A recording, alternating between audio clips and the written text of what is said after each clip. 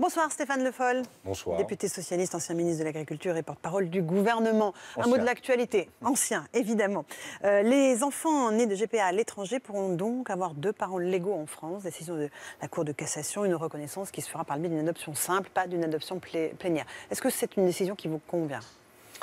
Écoutez, moi je pense toujours, c'est vrai, à la situation juridique des enfants. Et donc il faut bien qu'on trouve une solution. Ce que propose la Cour de cassation avec l'adoption simple, c'est de trouver un cadre juridique pour ces enfants. Reste le problème, lui, de la GPA. Qui est interdite en France. Qui est interdite en France. Et j'ai vu d'ailleurs le rapport de la Haute Autorité Éthique ou du Conseil National d'Éthique qui valide plutôt, lui, la PMA, mais qui ne valide pas la GPA, parce que derrière, il y a quand même des soucis, des problèmes liés à une marchandisation des corps. Voilà, donc ça, c'est un vrai sujet. Mais du coup, on le sait, ça existe, et il y a des enfants qui sont dans notre pays auxquels il faut penser et auxquels il faut donner un statut. Est-ce qu'on ouvre la porte, effectivement, à Alors, c'est tout le débat qu'il va y avoir avoir sur cette question. C'est-à-dire, est-ce que les faits doivent précéder de manière systématique les lois, et est-ce que les lois peuvent contrarier des faits ou ce qui existe? C'est une question. Mais dans cette décision, avec l'adoption simple, on a un cadre juridique qui permet quand même de garder comme ligne directrice des évolutions qui sont encore à faire. Je le disais sur la PMA, et ce qu'a fait comme travail le Conseil d'éthique est un travail de 4 ans. Mais la circulaire Taubira ne suffisait pas? Bah écoutez, là... Vous n'aviez pas fait ce qu'il fallait? Christiane Taubira avait fait des choses.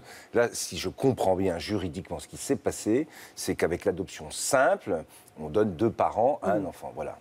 Allez, on va parler politique. Vous n'avez pas voté la confiance hier, pourquoi? L'abstention, parce que je reste avec une large majorité des députés socialistes dans un regard sur ce qui est proposé, avec des choses sur lesquelles on peut être d'accord et des choses sur lesquelles il y a un désaccord. Donc il faut se donner cette liberté de pouvoir regarder les choses avec ses choix à faire au cas par cas sur des sujets qui viendront au fur et à mesure dans le débat parlementaire. Le groupe socialiste, même s'il ne s'appelle plus socialiste, a été un peu divisé. Donc 23 sont abstenus comme vous, 5 ont voté contre, 3 ont voté pour. C'est quoi la ligne directrice en fait? La ligne directrice, c'est qu'on sort d'une élection législative. Façon puzzle. Parfait. Façon puzzle, si vous voulez. C'est vrai que chacun a eu à mener une campagne avec des arguments de campagne. On l'a parfaitement compris dans la première réunion de groupe, d'ailleurs qui était un peu plus tendue que celles qui ont suivi. Et on arrive à, là pour l'instant, au contraire, à chercher une cohérence. Mais ce qu'ont été les engagements de campagne des uns et des autres ont conduit certains à dire, je m'étais engagé à dire que je serais contre le gouvernement, et d'autres en disant, moi de toute façon, je serai pour le vote de confiance.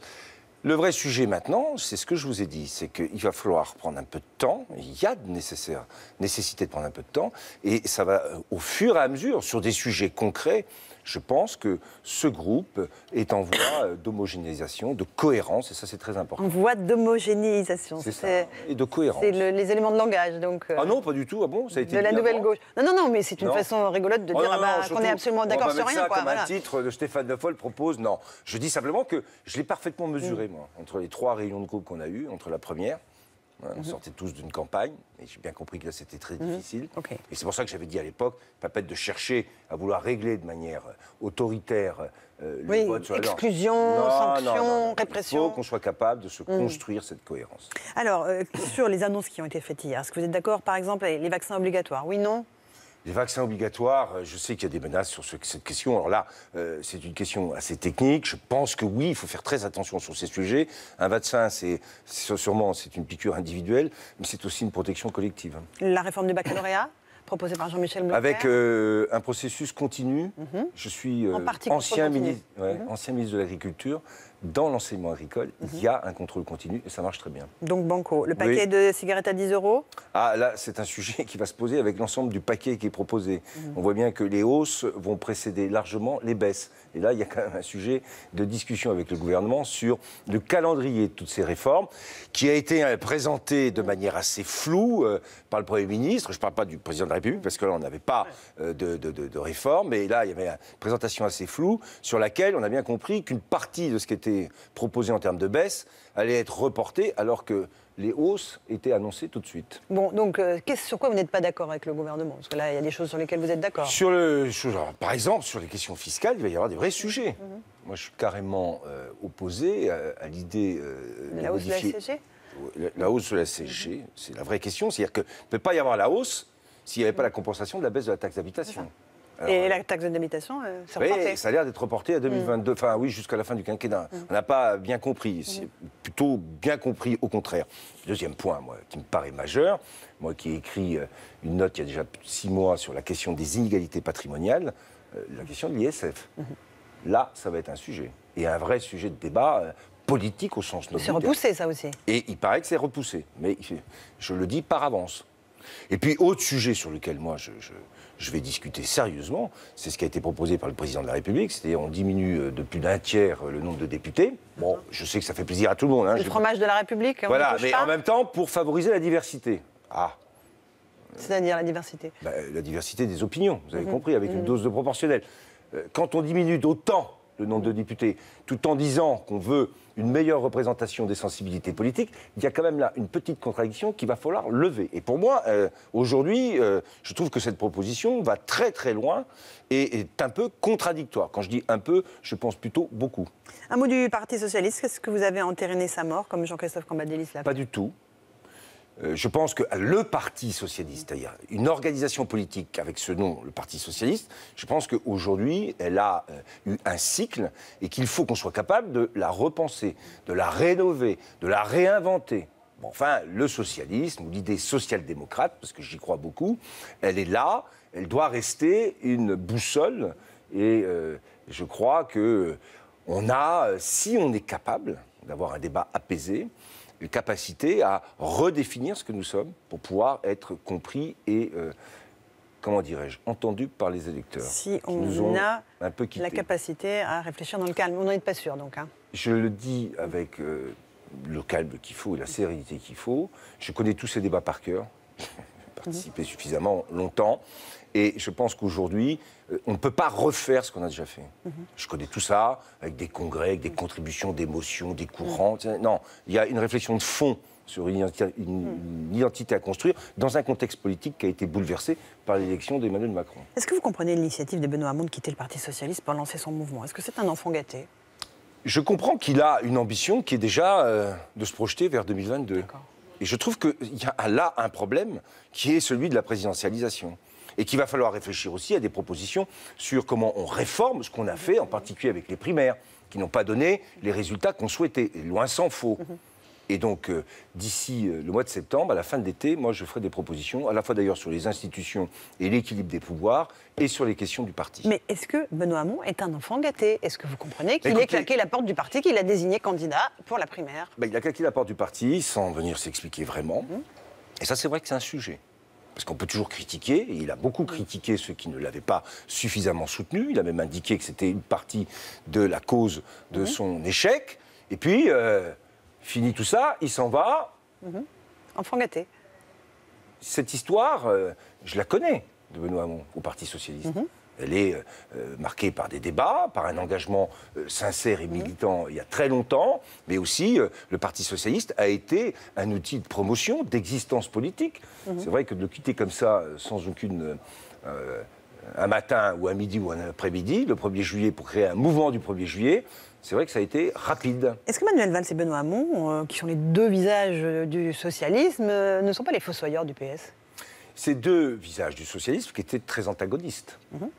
Tous les débats qu'on doit avoir, c'est est-ce qu'on est capable de se réinventer avec un principe, et moi je plaide pour cela, de revenir aux sources de ce qu'est la social-démocratie, en y intégrant des éléments très forts. Je pense que l'élection d'Emmanuel Macron a été une remise au goût du jour et une place donnée à l'enjeu européen et à l'enjeu de la mondialisation, différente de celle qu'on avait pu entendre, et même nous, porter, pas suffisamment d'ailleurs pour l'Europe.